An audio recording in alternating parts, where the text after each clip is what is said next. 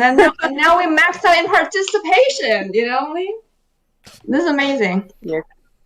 You're crushing it. You're crushing Thank it. you. Thank you Thank you. for your role in creating this space.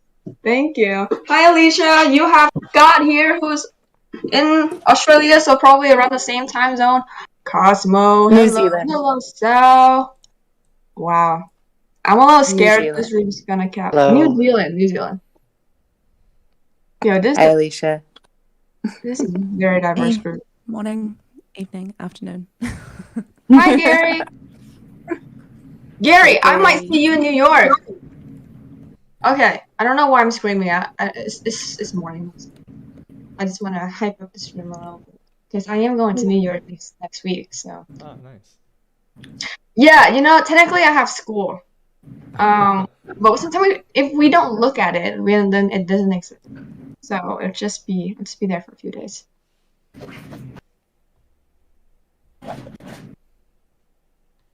Hey Cosmo, where are you based? Hey, Lynn. Hey, everyone. I'm actually based in Toronto. Diverse, guys. Okay, once this room starts, more and more people add it. I'm gonna start naming out like every single country that's in this room. I'm so excited. If I missed anything, like please tell me. Okay, so I guess we're officially recording. I mean, Henry, are you uploading this right now? Yeah, I'm setting it up. Let me see. I have the link. Yeah. We usually want to wait for like a few minutes for that everybody has time to come in. So right now we are gonna show all the countries that are here.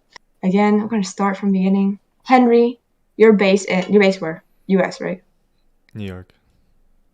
Amazing. You're already at the scene.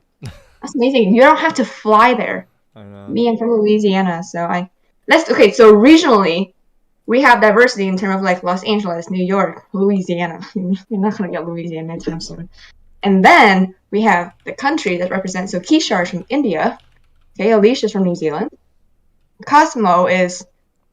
Yo, I blanked out Cosmo. I know you told me just now. I just blanked out. Canada. Canada. And Scott is also based in Canada.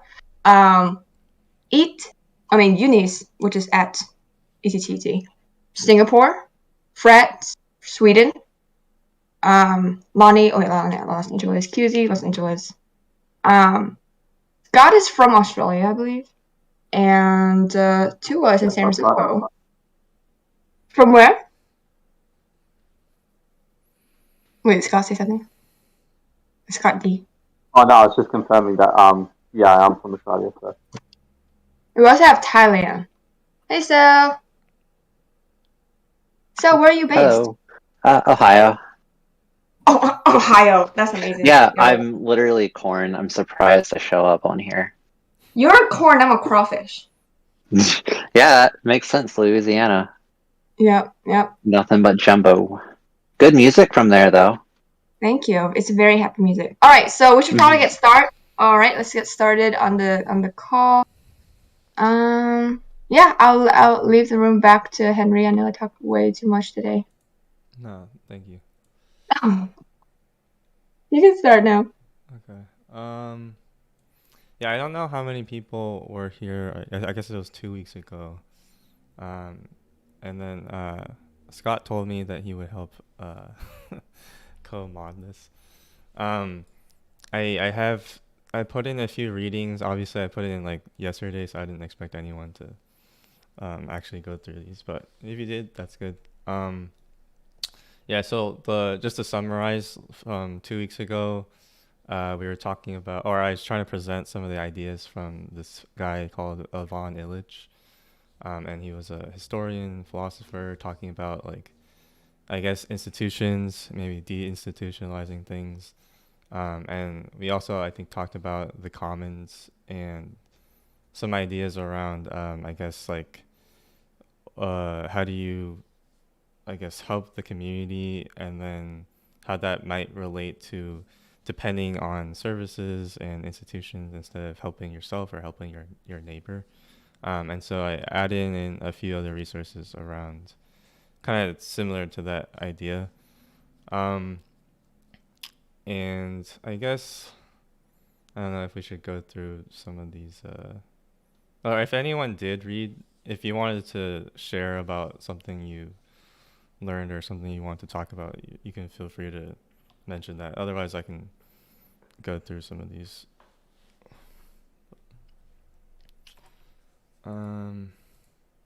Yeah, I mean, I would love to have Mhm. if anyone has anybody read the article, like maybe just unmute yourself if you like read the article. Yeah, if you want to share. Yeah, but I know it's kind of also last minute. Yeah. We couldn't find a mod. Not couldn't find, but like everybody signed up for like other weeks. So we had Henry volunteering. So we had a little late in the articles. Okay, so I guess Henry, you can go ahead. Okay. Continue with the pieces. Okay, well, the first article I did share like 2 weeks ago, but I can go through some of it. It's called Hair and the History of the City, which sounds like a very odd topic, but I thought it was interesting because at the end it does talk about the commons. Part of it is just it was just trying to connect the idea of hair and somehow how that relates to the commons and how cities relate to the commons. And he's a historian, so the beginning of this essay, he's talking about how, and it's kind of weird, but back in the day, the world was full of bugs, I guess, like literally bugs, lice, bugs, fleas, all these things that people had to deal with. It's kind of a weird topic to talk about, but the idea is that, before like DDT and pesticides, all these things, it was normal for you to have to deal with, I guess, living creatures around you, whether it's on your skin or in your house or whatever. People didn't actually they didn't even think they could go to the doctor for some of these things because it's just something you have to bear with, something you have to deal with. And so I guess his point with this is to say, in some sense, even your skin is it's kind of weird, is like a commons because there are other things that live on it. And you couldn't deal with that. But now we tend to think that, obviously we don't want things on our skin, and it kind of creates, it's harder to conceive of what a commons really is because even for our own bodies, we kind of have this barrier between what's private and what's public, right? And he makes this point that hair is technically, it lives inside of us and outside of us at the same time. And so kind of this notion of the way we perceive our own body might affect how we conceive of things in the world, including the commons. And so he was saying that we have a better notion, our mental model of what private and public is because we can think of our body, right? It's either our clothes or our skin or even our house. There's the door is what divides us from other people. And I think with hair or these other notions of hair, even fur, that division is more fuzzy where you're oh, I'm sharing my life with other people or other animals or other things in the world. And he even talks about the kings or royalty, they will wear fur to show the hair that they didn't actually have. So yeah, and then at the very end, just saying that we were talking about this earlier, that commons is shared for many reasons, many purposes. They're established by custom rather than by rules. And how I think we talked about the tree and how each part of the tree could be used for different things, like the shade, the twigs, the branches, whatever. And so at the end, he's just saying that it's a different way of being in the world where it's not about the resources necessarily, but just that people are able to work together to share in something. And that one of the reasons why we can't understand the commons in the city is just simply because even our own bodies, we have a hard time thinking of how that works with ourselves. Yeah, but that's a summary. I don't even know if that makes sense because it's a weird way of thinking about things, but I just thought it was interesting taking these two I guess seemingly random topics. Let me see if anyone, I can't see the chat because I'm recording it, but let me see. Okay. Yeah, no worries about chat. I'm checking it. Okay. Yeah, I don't know if anyone have thoughts on that, but I think it's or interesting. Oh, Cosmo's speaking up. Yeah, sorry. Hey. So I do think it's an interesting concept in terms of commons and how much in modern life we think of hair as signaling, whereas before, in pre-modern cultures, a lot of time we would have kind of this uniform of which hairstyles to wear, and even in certain cultures, your hairstyle indicates like your marriage status, basically your role in that community. So I think in modern life, obviously, it's gotten much more complex and nuanced what hair communicates. Like in queer communities, like dyed hair and short hair or any sort of unconventional haircuts kind of signals that status. So I think, it's interesting because it is part of public life. It is personal, but also political, and it's a way to convey your identity to the public. So it's really interesting to think of that intersection. yeah, that's awesome. I also like it made me wonder about how I guess like just hair, and then like people, I guess a lot more people were okay with like beards and stuff like that, and now it's like, oh, we have to shave everything, and then this notion that like everything needs to be like, I guess, clean.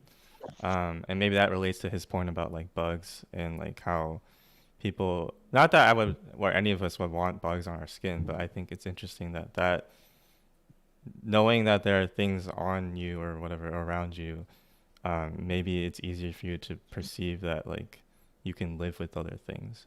And maybe now it's like, oh, everyone lives in their own house, or it seems like everyone needs their own space. It's like, then the commons seems to be a lot harder to like think it's possible, just because where are the other places that's happening, I guess, other than like a park or something. Yeah, I feel like this is so fascinating to me. I feel like this is speaking to like our disconnection from nature, like the separation of human from nature, of trying to be separate. Whereas like, having, in what you're speaking to specifically around like ideas of cleanliness, or, like protecting yourself from nature, that, wearing your hair long, I don't know. I remember reading this thing about Native Americans, that their hair was almost used as an antenna, that it was like connecting them to the natural world. And it's funny because I've talked to several people about this, and they've said, especially men who previously had short hair their whole lives and then grew their hair out, that they felt like more connected to the natural world after doing so. And I'm curious about this, like, signaling long hair is like a return to nature, which, like in, like the 60s or something, it became like a symbolism of, hippie culture or something, which is maybe a little bit more superficial on its head. But I'm curious about this of like, cutting off our hair to try to remain clean or something, and like evade nature, evade bugs, rather than like being at peace with seeing ourselves as part of like an ecology and part of nature and separate from it. Yeah. Yeah, I just keep thinking of that like clean shaven look that we, or especially like dressing up and like that kind of thing. Yeah. Yeah, I really wonder if there's like any research on the different sort of, like all those different ways signaling kind of plays into the way we, like, I think like all this sort of stuff around physical image is like one way in which we think about our interaction in like a public space or like in commons. But like, I'm really curious just over time, like how like other way, like this is almost just a general behavioral like question, is like, what are the ways in which we like view the commons or the public or like the ecology, to Lonnie's point? Like, what does that change about like our behavior, and like what is like the psychology of like why that behavior change sort of happens? Like, it's like an interesting, like, I don't have a good answer to that like question, but like feels like there's a lot of almost like research that would be worth digging up in that area. Mm-hmm. Yeah, I feel like to give more context, a lot of Illich's work or project is around, or later in his life was around, I guess, the history of the body and the senses. I guess this is a part of that in some sense, that like he thinks that the way we conceive ourselves changes how we conceive reality, how we conceive institutions or other people, and so especially I guess with technology, it's like how does a question that we can ask is like how does the technology change how we think about ourselves? And yeah, he would say like the metaphor of the age might have been like the book at some point, and then it has turned in his time it was turning into computer. And I guess for us it's like it's now the metaphor, the root metaphor is like the algorithm or something. I don't know what's next, but like the way we think about things, it's like, oh, everything's an input and output. I mean, especially in crypto, we talk about like incentives, and like, and it's like, where is that kind of coming from?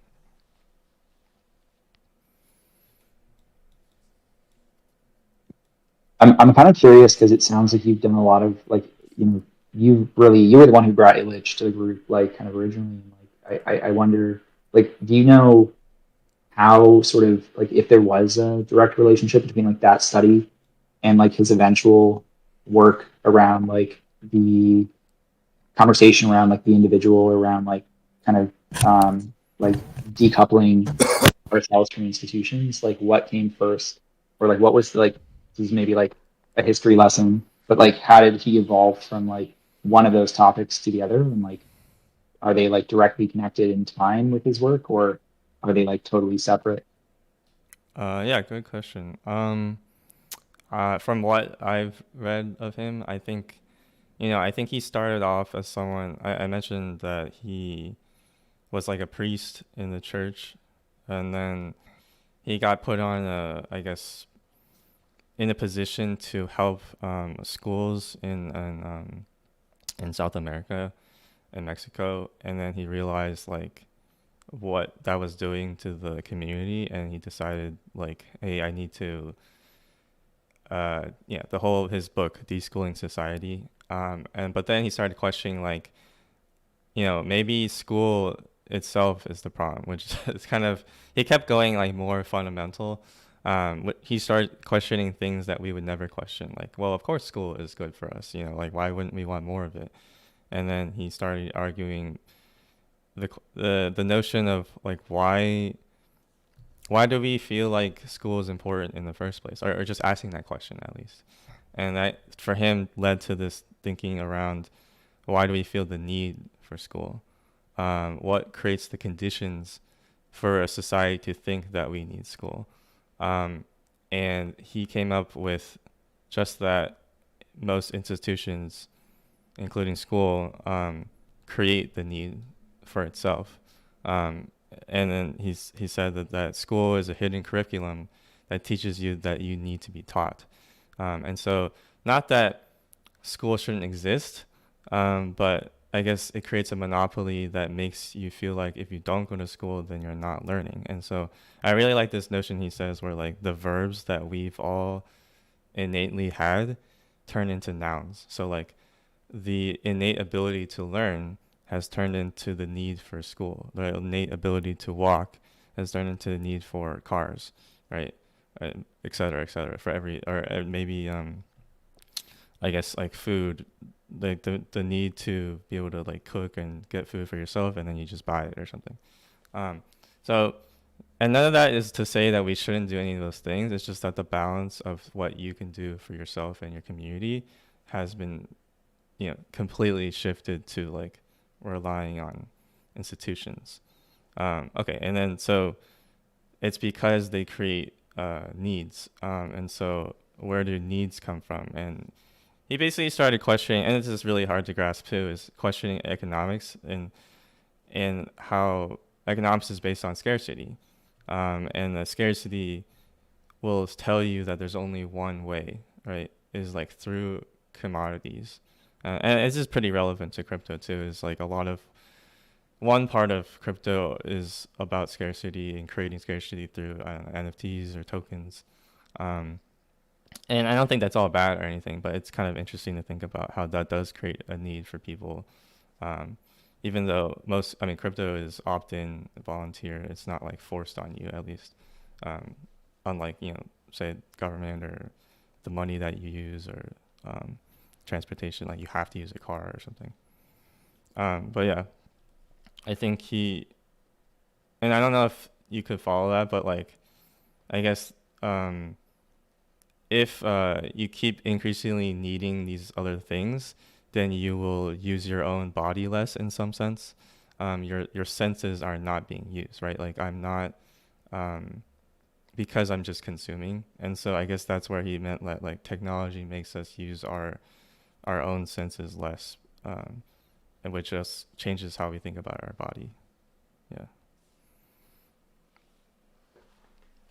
Yeah, I think that's a really powerful like kind of connection, and it explains a lot about like the reason that like the kind of hair conversation even emerges for him is like that connection between kind of like embodied presence, like sensing, or like the disconnect between all of that and being like using technology or being abstracted away. I actually wonder what particular parts of crypto in that context he would feel like there's people talking about like non-fungibility and like hyper-financialization in the context of crypto, like, and like the way in which tokens might abstract relations. Like, how do you think, like, do you think there's a world in which Illich would like accept that? Like, is there a model in which like, is there like an Illich friendly model for these sorts of things? If that makes sense. Yeah, no, that's a good. I think I'm wrestling with that. I feel like there's some sense where he would hate everything that we're doing here. But yeah, at the same time, he isn't someone that was like, oh, we need to go back to the past anyway. He learned how to use a computer. He learned even how to program, apparently. Right. And so it's not like he's like literally against all technology, and he's not going to say that, you can't do these things. But and maybe this is our best alternative, or this is just another way of thinking about it. I think it's just good that while we're doing this, that we can think through some of those ideas.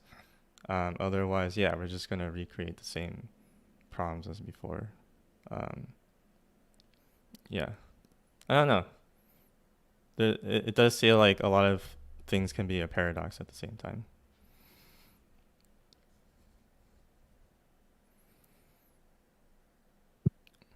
Absolutely. I'll pause my own questioning there just to make sure other people have a chance to jump in. Well, good. I like that it circled back to hair, because I was going to bring it back to that for a second. Because I was sitting on a few of the conversations in this anyways, because like Cosmo mentioned it, like hair is being used as signaling within the queer community especially. And since, I'm within the queer community, it's definitely something that is very true. Hair is used as signaling as all kinds of things. Because I won't lie, I interact with people. If I see an alternative haircut and I look over there, I'm like, hey, you're probably cool with me. So I'm more likely to engage with that. And especially since I don't really, like, you can see it if you go find me on Twitter, but like I'm trans. So like I started growing my hair out way before I even realized that. So when I started growing my hair out, I did have a very sound connection with that. Like I was super attached. I didn't want to cut it. I didn't let nobody touch it. And it did make me feel like I was more connected with a lot of things. But like you were talking about with bugs on, just our skin in general too. Well, we adorn our skin with all kinds of things that also signal outwards. Like within the queer community too, a lot of us wear pens that signal like our pronouns or various things like that might say, hey, this person's safe to talk to within the community. And even thinking about that in Web3, you have, when you visit any like Web3 like protocol, you visit their UI, you visit their initial skin, you see what they have to offer, and then within that you have the smart contract, you have the organs, everything within that, and you hope that that's nice and healthy, and then the tokenomics of that protocol whether or not it's symbiotic or it's parasitic in nature. Like there's all kinds of ways you can look at Web3 as if it was its own organism, because there's been a lot of comparisons to just the human body as an organism to like a world in and of itself. Like that's not an uncommon comparison, I don't think. So it is a very neat way to think about it. I haven't actually thought about Web3 as an actual living, breathing organism to that degree. But yeah, I just wanted to get that out there. Hair's a neat way to segue into thinking about how organically Web3 evolves and adapts and moves. Yeah, I mean, I think the question is like, where's the skin, right? Is it like, where's the skin on each person? Like, I mean, another thing I wanted to add to what you said about like external signaling, about like your interaction layer, right? Like Nita Jablonski was this like anthropologist, and she wrote this book called Skin, and she goes through like all of the fact that like the skin is the molecular separation layer between everything that is you and everything that people see as you. And so, you know, how you adorn your skin, how it is you adorn your body, your head, your hair, your face, everything like that. Like, it's you attempting as best you can to reflect everything that happens within that barrier, you know? And so, I mean, I guess the question there becomes, it's like, for like Web3 applications, like, is their skin good? Do they have a good skin? Because that's the first thing people are going to see. That's the first thing that people are going to receive. That's the first thing that people are going to translate and understand. Is like, I mean, you know, like I think UX can make or break a product in a big way, but it's also like the community is part of the skin, and the like, I don't know, like I feel really weird about like highly tribal chains, you know, like I feel really weird about like Chainlink. I feel really weird about like I mean, Bitcoin, because of this like tribalism that surrounds the skin of that protocol. So yeah, I mean, I think that's something that comes to mind there is like, I mean, I see a Stripe shirt and they have great UX. And they have a great customer experience, and they also have a great model in general. Like they, you know, they were like, yeah, we decided not to get acquired. And that sends a message out. That's their skin. And people interact with that, and then they see the ethics from seeing the skin. And if you hold with that ethics, people see that ethics. And it's like the same thing as like a person. You're like, oh, this person's tattooed, or this person has cool hair. Like I know I'm safe with this. This is aligned with who I am preemptively. So yeah. Wow. Yeah, a lot of awesome thoughts there.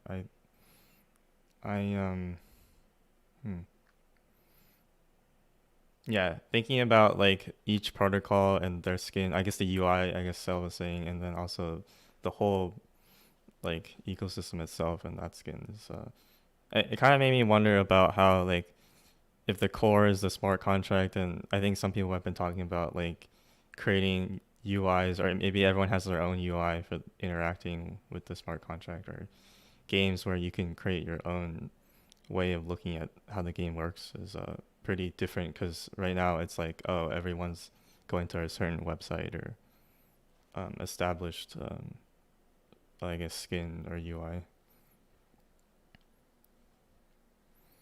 Yeah, it is neat thinking of users even more further with how they interact with that skin, because if you want to think about it, like different user groups within large communities, especially like Gitcoin, if you have the smart contract in the initial thing, like the brain of the thing, you got your UI and outward facing morals as the skin, and you got various little sects of people that do various things within the core, within various parts as various organs of supporting infrastructure, like the bones and everything else like that.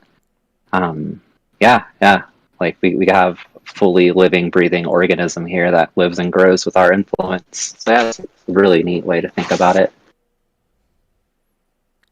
I guess something I wanted to circle back on is like a big part of this essay isn't just the hair and the skin and the city, but just that this distinction on whether the skin is really a boundary. And I guess he's trying to point out that the hair, because, you know, part of the hair inside of your body, and part of the hair is outside that shows. And so he was trying to point out that like maybe our body can be less or more porous, or like it's fuzzier. And I guess most of us in, or just like modern life is about like these really strict boundaries on everything. It's like, inside, outside, right? Or who's in my group and who's outside my group. And I think it is interesting to think of like, if we think our skin is literally the barrier to the inside and outside, then does that mean in crypto it's like, oh well, if you don't have the coin, you're not part of our group, that kind of thing. And so I think it's interesting to think about how that might be more, I don't know what the word is, but yeah, less strict or rigid, and whether that's a good thing or not. Because I'm sure, like, you don't want everyone to be like, oh, everyone's in my group, but then also you want to be, welcoming of other people too. So it's kind of hard to think about, I guess.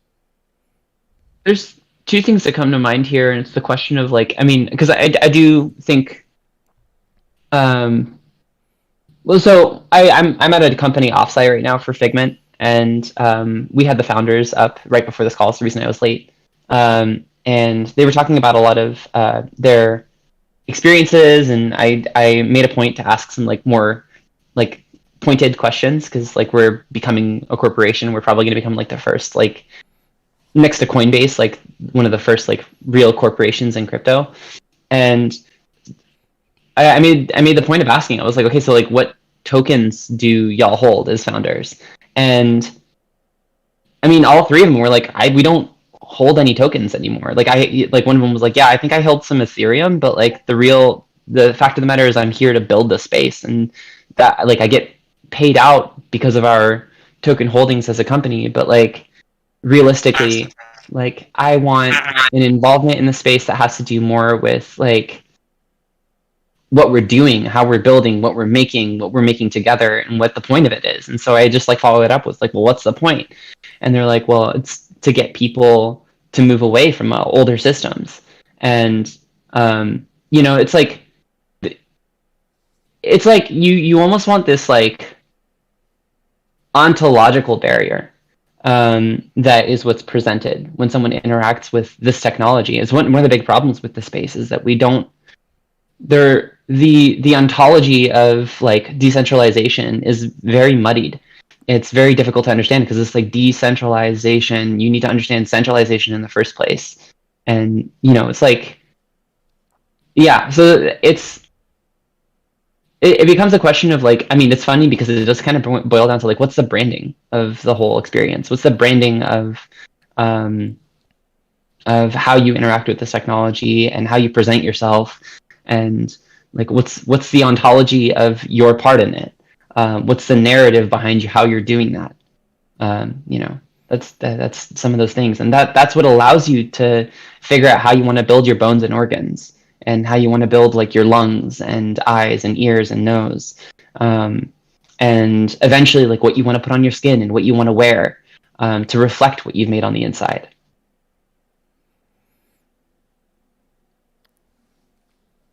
How would you describe, I guess, ontology for people who are unfamiliar with Oh, sure.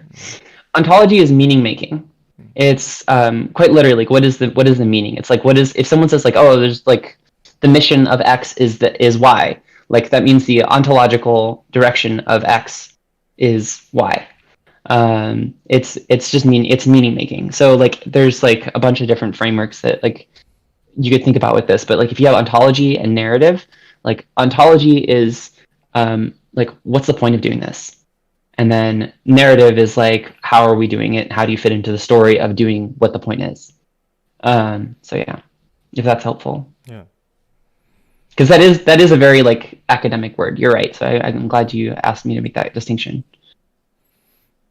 Yeah, I guess just specifically around when you were saying like maybe trying to explain crypto to other people, and maybe it's like you're trying to like give them a whole new concept of thinking about things, and we normally can only think through our own experience or something different. So if they don't get what decentralization is, you have to, even that word, I guess you'd have to like explain it differently. I mean, I think there's a lot of people who don't even understand why this is a problem. you know, they don't understand why centralization is a problem. They see the symptoms of the problem and they recognize the symptoms of the problem. They're like, yeah, like that really sucks. Like I really hate that the government does X, Y, Z. And you're just like, yeah, like how great would it be if you had the ability to influence that? Mm-hmm. And like people are like, oh well, you have democracy. And it's like, yeah, but like, what if there was a different way to engage with that? What if there's like, because that's really what I see us building in this space is like we're building new coordination methods. Like democracy is a coordination method. You know, that's realistically that's what you're doing. You're saying, hey, how do we coordinate around deciding what we need to do? And so you come up with like a democracy, or you centralize it and you say like the government gets to decide, and then people will have to ask like, how do you get people into that government? And then it turns out it's a system of handshakes. And so yeah, I think when we like go back to that question of like, you know, how are we building the bones, organs, and the bones, organs, and muscles of the system? It's like we're still in that stage right now, and so like I think a lot of like there's yeah, I don't know. There's like a lot of things that we have to think about in terms of like, I mean, what kind of hair do we want? Like, what kind of shirts are we wearing? How are we carrying ourselves? What tattoos will we have as a space? Not as individuals necessarily. I don't think we should all be like coalescing around it, but more just like what is the point of like how are you presenting your ontological barrier or your ontological direction? How are you presenting your meaning for being a part of things? Yeah.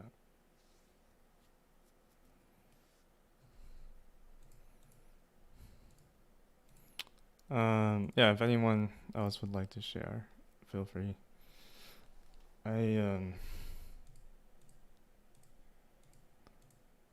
Yeah, I'm wondering how. So my, I can talk about the other article I mentioned. It's more about like decentralization, but so not exactly tied about to the skin part. But maybe I don't know if Scott has anything he wanted to share.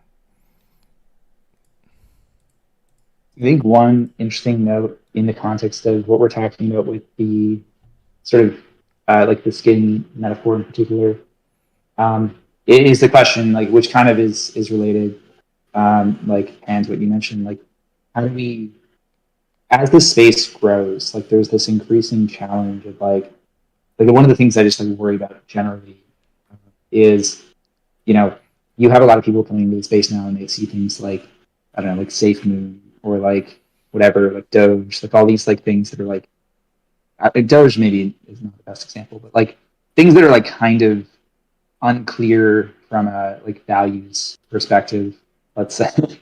And I think, you know, there's a point at which like that wasn't really an issue, but if like we think of like where we are now and if we think of like this metaphor of skin, like if that's what people see, like if that's like what people are like looking at or what the community is signaling, that feels like a very big risk to the space long term. So that's something that I've like been increasingly kind of concerned about. I'm not sure how we necessarily combat that.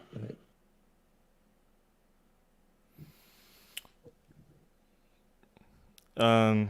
So the question is around like when something, I guess any community gets really big, it kind of gets, you could say, out of hand in some sense, and either they have different values than you or you don't know what the values are. I mean, I think you can't really do anything about that unless like you think that you know better than everyone else and then you like prevent people from doing that kind of thing. So I think the best thing you can do really is just like to promote the values that you have and encourage people to like join you instead, because you can't really stop anyone from making anything else. I guess that's part of how this works, I think. Yeah. The challenge seems to be like the most vocal projects tend to be those ones, like the most pernicious, and then like that's like I mean it kind of like is a very tangential point to the metaphor, but that's what kind of like was on my mind in the context of that. Yeah, but you're right, you can't like necessarily prevent those things from being built, but at the same time I'm like, I think everyone's kind of looked at WorldCoin Yeah, right. and like a lot of the kind of ridiculous stuff lately. And the question is, yeah, like, I mean, you can't stop, A16Z from investing in whatever they're going to invest in, but like, how do we, like, what's the counteracting, like, countervailing force to that? Yeah. I mean, I guess going back to the census thing, like our eyes, I guess you could say, are replaced by, what we see on the news feed or whatever. So it's like, yeah, I guess whoever has the most money to market what they have, like people, especially outside the space, will maybe find about that first, which is, yeah. I would push back against that a tiny bit and say not the most money to market, but the most effective marketing strategy, which is, I think, yet to be determined. And we're in a particularly interesting moment that something that I think about all the time is, navigating the gap between those who are already engaged with Web3 as a community and are familiar with its cultural protocols, like the language and the traditions, like those who are those are already engaged in this community and are familiar with all these things so that they can effectively market to people that are in this community and those who are not, and like how to have conversations with both groups and how to bridge gaps between the two. I think in the marketing question, this is like a really, really prescient inquiry, and, thinking about, especially with Gitcoin and, any, let's say, like a mission-driven Web3 organization, of how to signal that effectively to both groups and build bridges between them and invite everyone into participating in, the mechanisms that support mission-driven organizations. And, I think like Moonshot Bots is very effective, did that very effectively, but it was also like primarily engaging with Web3 native folks. And so, also, obviously there was a crossover that Snoop bought one, right? But like, how do we build bridges between those worlds and signal this universal philosophical elements behind the mission of this organization or similar organizations, that can appeal and open the windows for yet to be initiated into Web3 people? I think this is a really, a really interesting point. And, a lot can be said for the structure that's put in place by those that are creating and holding space for dialogue. Like the work that I do right now is largely around trying to find common ground with folks within cities working on climate change. And I mean, it's such a controversial issue, and there's a wide array of opinions and perspectives. And really, what we've found in the decision-making structure that we've been trying to build is that the kinds of questions that you ask really have a huge impact on the kinds of outcomes that you manifest. And by focusing on where there is common ground, like say, for example, the cost of home heating or transportation infrastructure, or really just the way that we live together in a city, that we can actually find solutions to some of these bigger problems and find common ground even with folks who aren't motivated by climate. And to sort of bring that back to the crypto space or DAOs in particular, like I think the structures that are created, the kinds of questions that are asked in governments, the way that spaces are created, the codes of conduct, like all of that has massive implications. Like I see it as kind of the equivalent of human rights, for example. Like we have human rights so that minorities can't be victimized by majorities. That there's kind of fundamental rules of the road, and of course, as spaces get bigger, there might be differences of opinion, and I mean that's also kind of the beauty of a decentralized space where sub communities can fork off. You can have spaces that are organized for very specific purposes, but I do think there's ways to structure a space to kind of create the healthy skin, I guess you could say, to sort of bring it back to that metaphor that can, facilitate a healthier organism within it. But it takes intentionality and sort of a sense of purpose and vision.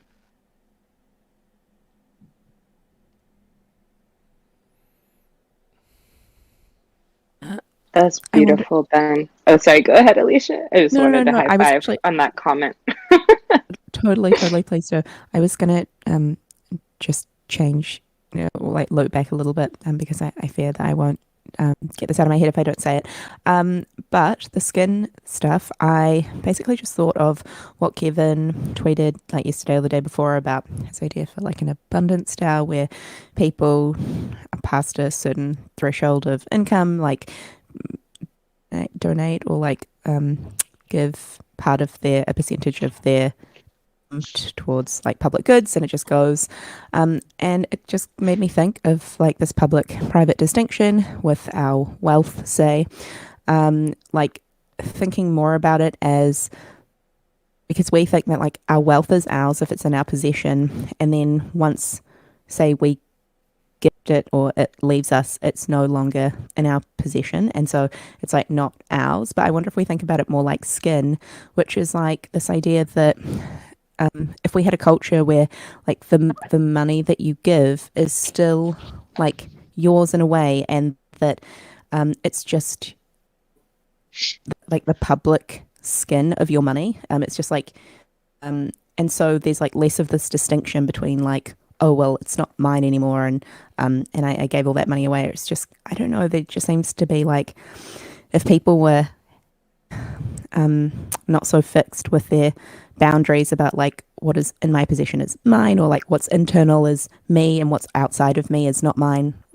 And I wonder if there's like this space for this narrative with what is gifted or donated is like your public, it's still you, it's like still your skin. Does anyone understand what I'm trying to say?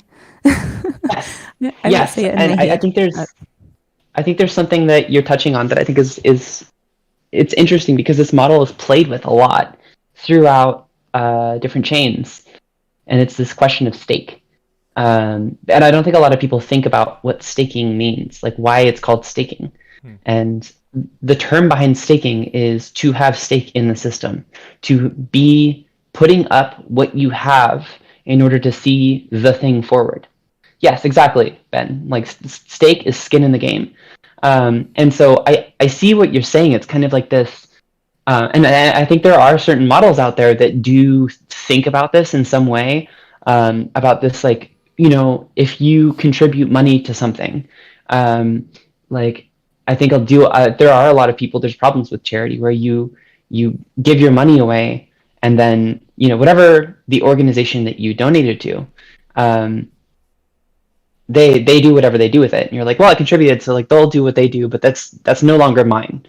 There are models within crypto that I think are very compelling, because I mean, for example, like Polkadot's locking model, right? Like you still keep your funds when you stake, not when you stake, but when you contribute to like a crowd loan or something like that. You lock the money up, and you help a chain lease a spot on the relay chain, and then at the end of that leasing period you get your tokens back. But the reason you do it is you're basically saying, and obviously there's an additional incentive, which is like sometimes much of the time you get token rewards from the chain itself, but the basic incentive is meant to be, I am offering money to make this thing happen, and in doing so they will be able to succeed. But it's still my funds that are locked up in there, and I get that back eventually. And like I said, go ahead. I was going to say, I'm way too basic, and I wasn't actually thinking about blockchain stuff. I was just, and I wasn't thinking about staking, but now I can see how you would get there. But I was really just thinking about this idea, like even if blockchain didn't exist, maybe it's more just like the cultural norms around like donating and giving. And I wonder, Kevin, if you're here, I can see you, but I don't know if you're available to speak. Like if you have thoughts on this idea between like public and private, so that I guess just that there's more flow between that, because I think part of the pain at the moment in terms of donations for public goods, that there is such a divide that it has to be like a very conscious decision to donate to public goods. But what if we just thought a bit about it as like the skin on our body, and it's like it's still part of us, and it's just how you are, and people donate percentages, and it's really normal. Like, what does that cultural norm look like?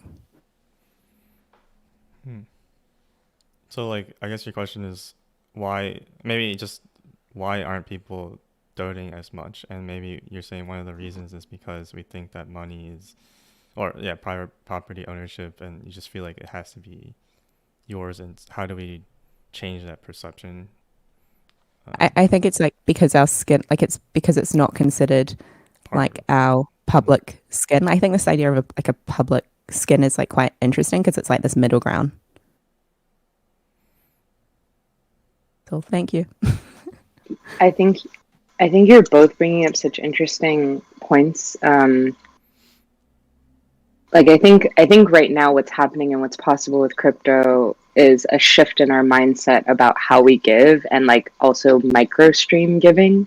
Like I think many people, myself included, are still operating on this. If you're not like giving a lot, it's not making much of a difference.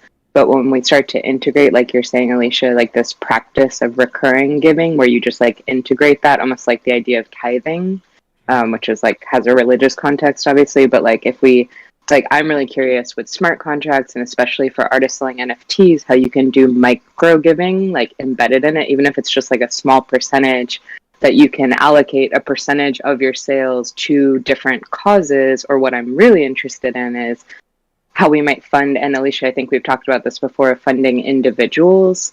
Because like what you're saying, Pen, in the traditional model where you give to an organization and then you might not know where it's going. Like, what if we really reevaluate our whole mindset around like what it means to fund public goods and funding things that we believe in? Like, you see the work that someone is doing in the world and you really care about it and want to support it, so you can write them into your smart contract and, allocate a portion of your sales to supporting them and what they're doing.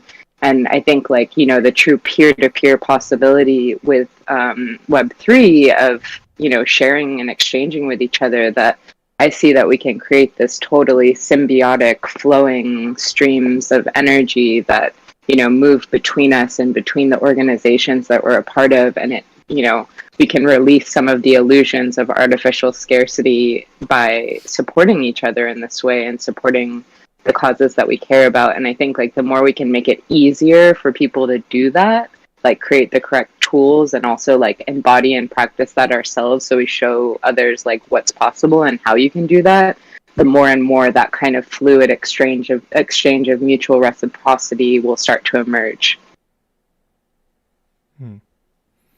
Yeah, I think funding individuals and funding projects, it kind of reminds me of just being in the open source space, not in crypto, but if you're depending on an open source project for your code or your company, you might want to support the organization or the project itself rather than the people that work on it. And so there's always that question like, oh, well, we use this project, then we should fund the project, not fund the people. And you can argue about which one's better. But yeah, I think that it's like the people that are working on the project, you should just fund those people instead of necessarily a project. But like companies feel better when they're like supporting the organization. So I wish Sumeda was here. She has she perfectly explains this difference between the people working on the project being like a common good and the project itself being a public good, and like the gap in between, and exactly what you're talking about, Henry. But I think this is also like the pain of like the definition of public goods for me.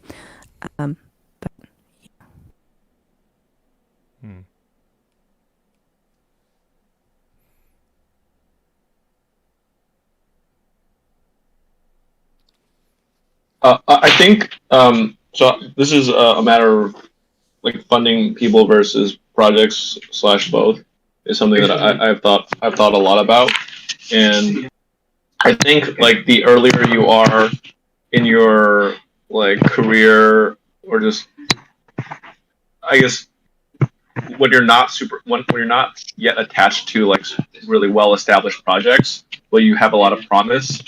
I think it's a lot more funding needs to be dedicated to those types of people. And I guess after like a whole new like world of funding opens up once, especially like after you've graduated college or you're part of like an organization that's working on some product that is used by lots of people. So I'm personally really passionate about like the gap of funding of people when they're in their like quite honestly in their most identity formation time, which is like around 15 to like 19. How can we increase more funding, especially when it comes to young people that want to explore the intersection of Web3 and social impact / public goods?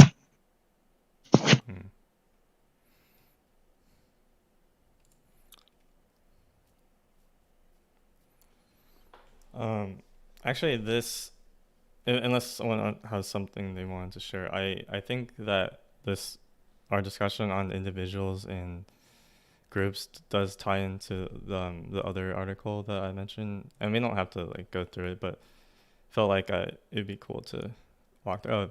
Gamma, did you want to say something? Yeah, I think so. Awesome. So we've been like, there seems to be a dichotomy here, and like especially when we're now like we can working with DAOs and funding DAOs. Maybe something in between could be squads, like group of people. They can even be from multiple projects, and we can have something like the proposal inverter. Like, have you heard of it? Like to fund this squads instead of like being stuck.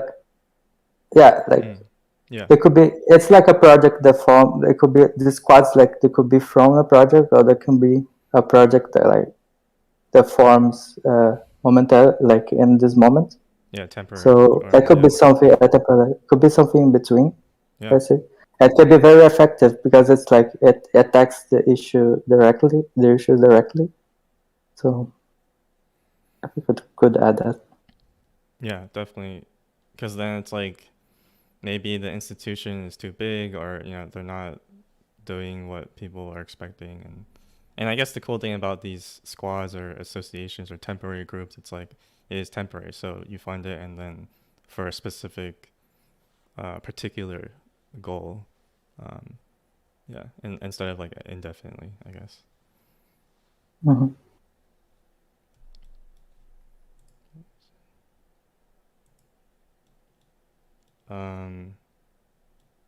Okay, yeah, so yeah, I just wanted to share, I guess, like a story around how Illich thinks about how we got to where we are. And it's kind of a huge topic to go through, but just to give people a sense of how he's thinking about it, I think could be interesting in terms of how we go from an individual helping another individual, which is kind of a lot of what we've been talking about, wanting to donate to people that we like, or like the whole micro giving thing, rather than giving to, say, a nonprofit that says they're going to help people. So you could say that's like the more decentralized version. And I think, and this is about religion, but Illich basically, his thesis is that that the modern life is a kind of a corruption of what Christianity is. And he takes most of this idea from the parable of the Good Samaritan. I'm not sure if everyone's familiar with that, but it's a story in the New Testament, in the Bible, and basically it comes out of this discussion of like loving your neighbor, like Mr. Rogers, stuff like that. And there's a guy that asks Jesus, like, who is my neighbor? So the question he's asking is, who is my neighbor? Because Jesus says that you have to love your neighbor as yourself. And so I guess it seems like the question is around the scope of who the neighbor is. And so Jesus, his answer is not like, any particular person, but he tells the story about this traveler who gets robbed and beaten up, and he's just on the side of the road. And then the priests and this Levite, other people that are in the community, they just pass by this guy, right? They're supposedly the people that follow the law and the rules. And I guess the rule is actually that you should only help your tribe, which makes sense in that time. Like ethics was for your ethnic group, and so you wouldn't really help someone that's not in your group. And then the story goes on to say that the Samaritan, which is someone, I guess in this time you could say it's like a, I don't know, like a terrorist or something, someone that you wouldn't help. That guy helps the guy on the side of the road, and he brings him to an inn and all this stuff. And he asks them, who is the neighbor? And it's like, oh, the guy that helped the guy on the side of the road. And so the thing is, his point is that the takeaway, if you listen to like sermons or like pastors and all that stuff, the takeaway for us usually is that the neighbor is anyone or everybody. And that's how we tend to think about all these things. And that's kind of the institutional way of thinking about it. Our neighbor is everyone that's a human. And that's just how we think now. And Illich's point is rather that Jesus thinks that the neighbor is just who you meet. It's who you choose to help, which is a very different way of thinking about things. You're helping the particular person that is showing up on the side of the road. And this is where he's trying to, I guess, say that the need to help everyone is the like universalizing of and turning, I guess, the desire to help people into this rule. And that's like institutionalizing hospitality, right? So hospitality that each of us individually has can turn into Christians creating the hospital, which is like great, and we all use hospitals. But his point is just saying how that can be corrupted in the sense of, individuals that want to help people, we outsource our ability to help people into this hospital, which is made to help people. And so eventually, not that none of us help people, but like we feel like, oh, well, if you have a problem, we'll just send you to the hospital instead. And so you can apply that to kind of the things I was talking about earlier with like, instead of you teaching people or you helping people, you have to go to school. And so this is kind of his thesis around like institutionalization and how that relates to like helping.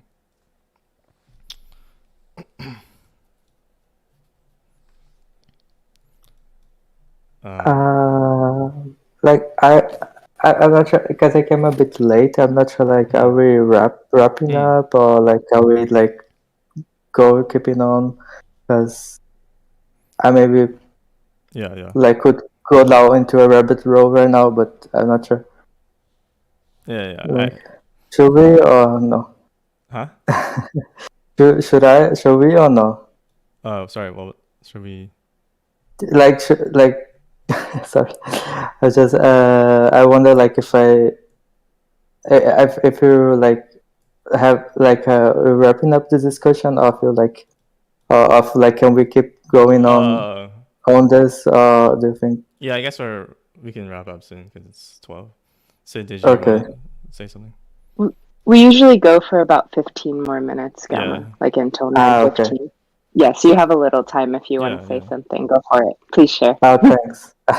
Because like I heard the word help often, and this word really it sticks to me because like when thinking about public goods and help, like I feel it's hard to put these things together because the reason why we have to fund public goods is because the values of the real value of this public good was denied by a capitalist society or something else, and that's where like more than helping, we're distributing or like giving value to something, and it's you know where I'm trying to go? Like anyone? that has any thoughts on like and this on like on going from help to distribution or to like valuing. You know what I mean? Yeah, I think Yeah. I get your point there. Previously, we were talking about democracy, and more recently, I started reading a book on anarchism by Noam Chomsky, and they actually talk about production and distribution, and that actually, if we build stuff as a community, it makes sense to not have like a government owning or tools or project that we would create. In yeah, it's definitely an interesting topic, like how to not be enslaved by the system we are in and have complete freedom. Yeah, I feel like, Gamma, what you're speaking to is like even the whole notion of public goods funding, it's rooted in the brokenness of the system we're emerging out of, right? And it's kind of like this Einstein quote, you can't solve the problem with the same thinking that created it. So like it's almost like we have to completely reimagine our mindset and detach from the colonialist, we're going to go and help, or like, government paternalistic, we're going to help the people who are, less fortunate or whatever, and reimagine the system from the ground up, where we're creating the conditions in which public goods funding isn't needed in the first place. It's just integrated into the design of the system from the start. That kind of where yeah. I think that's really important. Like, it's like Conway's law. Like, we end up kind of, I think when we design a system, a lot of the behaviors that we end up kind of propagating come out of that design. And I think, yeah, that's one of the big, like, it's kind of goes back to the, there's those conversations about like DAOs in Naomi, like a lot of the folks like that were in sort of like Denver at MCon, like, there's a lot of conversation now about like, oh, can you just have like, a multi-sig? Can you just have like, a very MVP sort of down? Like you kind of can, but like the question is like, what is the actual like social organizational structure that emerges from that? And I think sometimes like, yeah, we have this like tendency to want to like replicate existing systems versus like reimagining them, and like that will create like potential damages or like risks down the road, similar to like what I was saying before about like, yeah, like how do we want the space to evolve? Like, I think that like embodiment of like what we mean by DAOs, what we mean by these different concepts is important. I guess my point with sharing that story, I don't know if people were even able to follow it. It's kind of difficult to explain.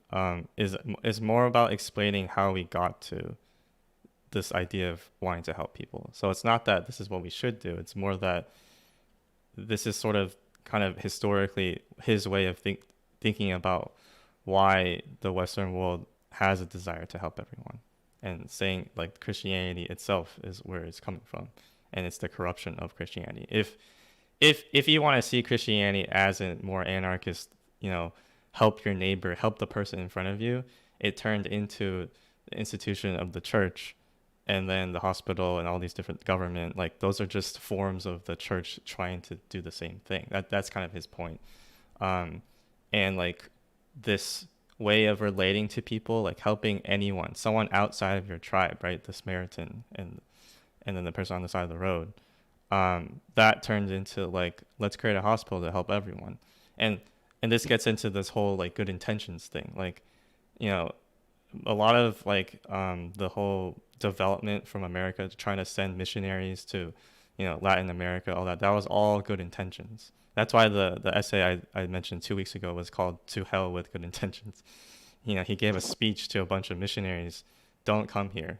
Not that he's not even against missions, right? He's a Christian too, but the way that they're doing it is like, we know better than you. If we come here, he's like, you're just exporting your way of life to us, not, and giving us money, whatever that we don't need. It's like, you're not actually helping. You're not living with us. You don't know our language, those kind of things. Yeah, and the society we live now, it's hard to separate sometimes the help from colonialism, which is right. I don't know how we did. I know we all know, but it's crazy how we end up here. It's deeply embedded in our way of thinking and seeing right now, and I think it'll take a really conscious decoupling, untangling, and reimagining the system. Like what you were really pointing to is creating a whole new way of being together, that is not hierarchical in nature and not paternalistic in nature, but that is really, the beauty of what you're bringing up, Henry, of so funny, so many things around Christianity, the teachings of Christ were distorted into abuse of power, but actually were really beautiful in their original state of you should treat everyone as if they are a reflection of yourself and help them as such. And I think back to what I was bringing up a little bit earlier, I think as we begin to experiment with these peer-to-peer exchanges of value and appreciation, we can begin to play with what a new system might look like, that we're not exchanging value intermediated by these nonprofit organizations or banks or governments or whatever it is, but that we can begin to create these flowing systems of mutual support where we can really take care of each other in a meaningful way that isn't saying that I'm better off, so I'm going to give you what you need, but rather just acknowledging each other through this exchange and creating systems in which we are all supported and all our needs are met through that exchange. Yeah. And I guess I like the whole... Yeah, sorry to interrupt. I just wanted to add that I think being conscious is one thing. I think especially in the region that I'm from, Asia, having experienced, I think countries having experienced colonialism and seeing the continuous impact of things, I think one important element to consider is participation from people who have been in disadvantaged positions and hearing from them, giving them the avenue. So one thing that I really appreciate about a platform like this is really empowering people to be able to voice out. So I guess that's something to keep in mind as well. Yeah. Thank you.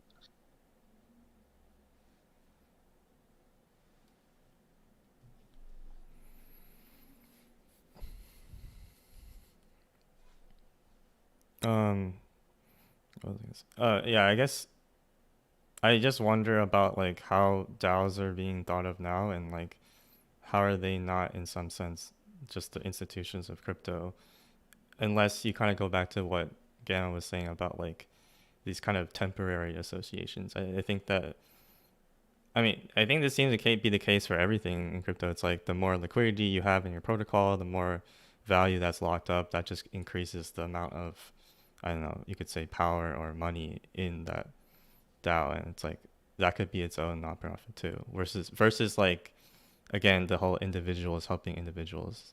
It's pretty easy to get back into this whole another big group with a lot of money that are helping other people. We're kind of doing that in some sense with grants, although I guess maybe with the quadratic voting it's different. I'm not sure. Yeah, I think it really depends on the structure of the organization and how it's run, and how power is distributed throughout that organization, and how people oh man, I couldn't see who just made that comment because I'm on my phone, but that's such an important point. I think empowering those who have been historically disenfranchised or outside of the conversation, for me, those are some of the metrics of how successfully a DAO is evolving beyond the prior structures of power, how decentralized and distributed is its power centers, and how well does it invite in, historically underrepresented groups into the organization and invite them into the decision-making process. I feel all of these things are really good or strong metrics to discern whether a DAO is just replicating the old power system or it's really, experimenting with something new. Yeah, I think the idea of like you have a lot of these DAOs where like I don't know, like large VCs are pretty much like the main stakeholders. And like it's like who's voting on this proposal? It's like A16Z is like voting on this proposal. That's like one risk factor. And then the other is like there's a lot of DAOs that are straight up like solely like cis white dudes in North America. And I think like that's like probably like representative of like the actual like broad population. I think that's ultimately a huge problem for the space because then that's how you get these like these tools that are like like they're pretty colonialist in the sense of like let's go and like figure out how to like provide crypto to like developing countries and like let's try and do that in like the way that we think makes sense. And to your point, there's no like embedded decision making power in those local communities. So it's kind of like I really think a lot of this comes down to like embedding like, which I think originally in DAOs was like kind of like the principle, but like embedding and making sure that we continue to embed like localist or like mutualist like ideas within the context of these organizations. And like that kind of like goes back to like my main point. I don't know. I feel like we at one point were like I feel like at one point crypto was like pretty aligned. Like at least, I don't know, maybe it's like my own bubble, but like it feels like at some point crypto was like very aligned on that, and then like I'm like slightly more worried about whether crypto is aligned on that now. But like I still think there's that potential.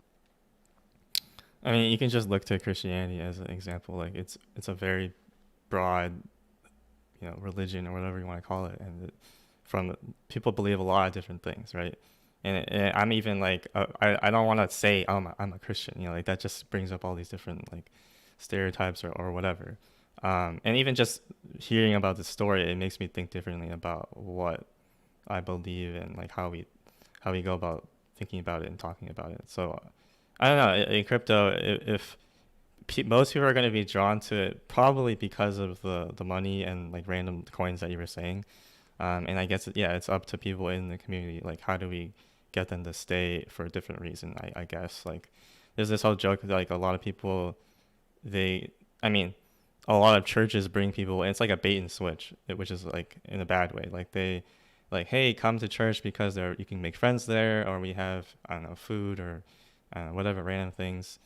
And then we're gonna talk about Jesus. Like that's not like, I don't know if that's gonna attract people in the same way. Instead of just saying, hey, what we're about is valuable and our values are something that you might want to look into.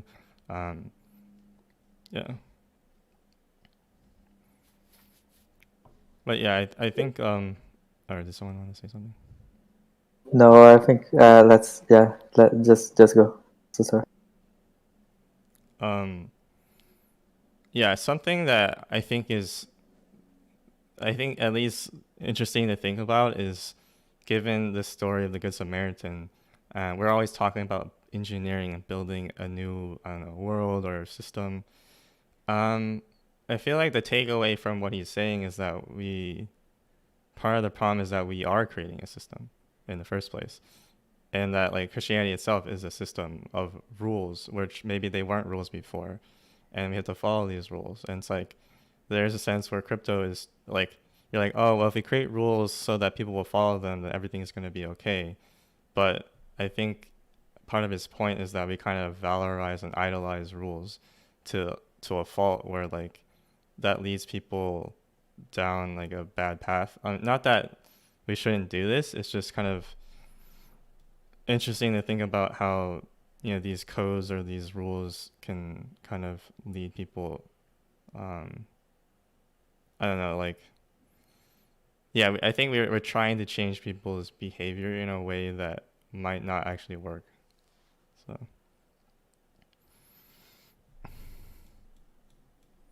but yeah, I guess we can continue the conversation for next time, because I guess we're already over. But if anyone had anything else to share, definitely love to hear it.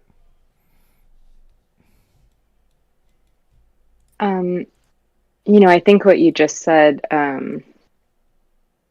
I think we are shifting behavior, but in a positive way by modeling our own intention or desire for how we see the way things could be or might be, right? And that's, the potential for us all participating in DAOs, participating in conversations like this, so we can have these really fundamental discussions about the way things are and how they might be, and like what the kind of world we actually want to live in. And I think we are shifting behavior, but it starts with shifting thought, right? And having these conversations about what's possible and what we really value collectively is at the heart of this discussion of public goods. It's like, what is in our public good? And starting from a reassessment in that foundational framework, we can begin to envision new realities and start to bring them in on a small scale through the DAOs and the communities we're a part of, and create templates for what that could look like and how that could operate. And yeah, I for one am incredibly optimistic for the potential of societal transformation through this vehicle, and I'm so thrilled to be a part of this conversation with you all.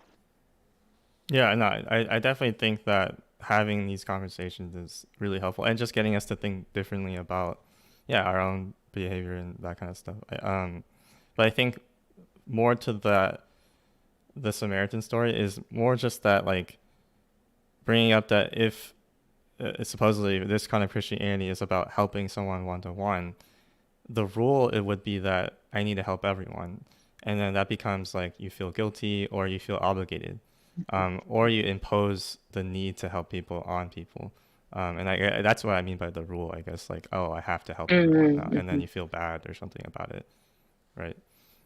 Well, I think that then we can bring into like, Dunbar's number and talk about scale and say, actually, yeah, that's a misguided interpretation of that ideology, and instead say, what if we just helped those immediately around us, those who we are immediately in community with, in a way that was sustainable for our own well-being and longevity, and that was the true goal. It wasn't actually ever helping everyone. It was just treating everyone, seeking our help as an equal, or as someone that's deserving of our respect, and Right. to let that be the barometer for success. Right. I guess it's just hard now, especially if you're talking about crypto. It's like, I think about open source, like doing open source, and then like people all around the world at any point in time can ask you for help. And then it's like, is that person local to me, or because they reached out to me? And then you feel, I was like, open source attracts people that want it, like me, like I want to help everyone. So I'm talking about myself here too. It's like, if there are 100 people giving you an email, are you going to answer all of them? Like, and so like, what is, or a tweet or whatever it is, right? Like, is that local, or what is local other than the physical local? So, yeah. Well, and I would refine what I said, and maybe just like restate it, that again, it's not an obligation or a pressure to help everyone local to you, but like to respond to everyone, not respond to everyone, but to, take care of yourself first and foremost. Like, if you're not caring for yourself fully, we can't really be of service to anyone else. And I think, I had a similar experience this week to what you're describing, where a lot of people were asking for my help with things.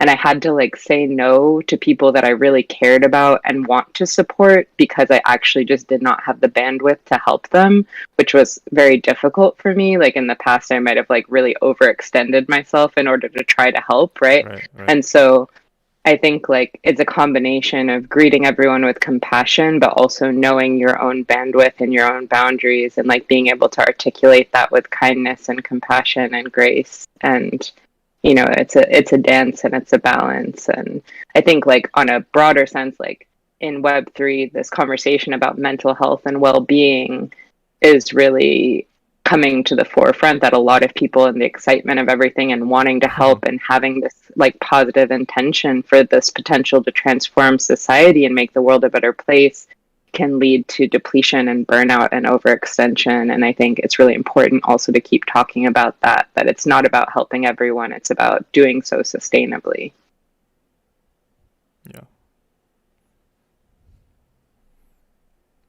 did you want to say something, Sid? Yeah, I mean, there's quite a few things. Like when you talk about the concept of neighbors and helping people who are neighbors, most of those concepts came from the physical world. So most of those concepts really don't scale well to the digital world or the cyberspace, because that results in these situations where hundreds of people are suddenly asking you for help. So how many neighbors can you cater to? I mean, that was never an issue in the physical world because your community was restricted to your village or the community that was physically in proximity with you. So yeah, that's why humans never got along until Web 2, because they never had any incentive to be aligned on a particular vision, because there were all these centralized silos run by different companies. So you would just treat the web like a wild west. You wouldn't treat it like a garden that you have to cultivate with your fellow beings, fellow online neighbors. What Web3 brings is shared truths or shared preserved truths because of cryptography. Like all of us are on the same ledger. So all of us have the same incentives essentially, because everyone gets affected if anyone messes up on Ethereum. So we essentially finally have a concept of shared stories and shared ledgers, which all of us have to take care of together, because it's the same garden. And yeah, so both economy and ecology have the same root word eco, which comes from oikos, which means home. So I think having that same ledger is very important, and that's what cryptography helps us in preserving those shared stories. So if there's a conflict, there's a hard fork. Like Christianity had several hard forks which separated it into sects, and similarly crypto has its own hard forks, and everyone knows the consequences of that. So yeah, I think the incentive design of crypto is well designed to have community and have all the positive things that Nani was just talking about.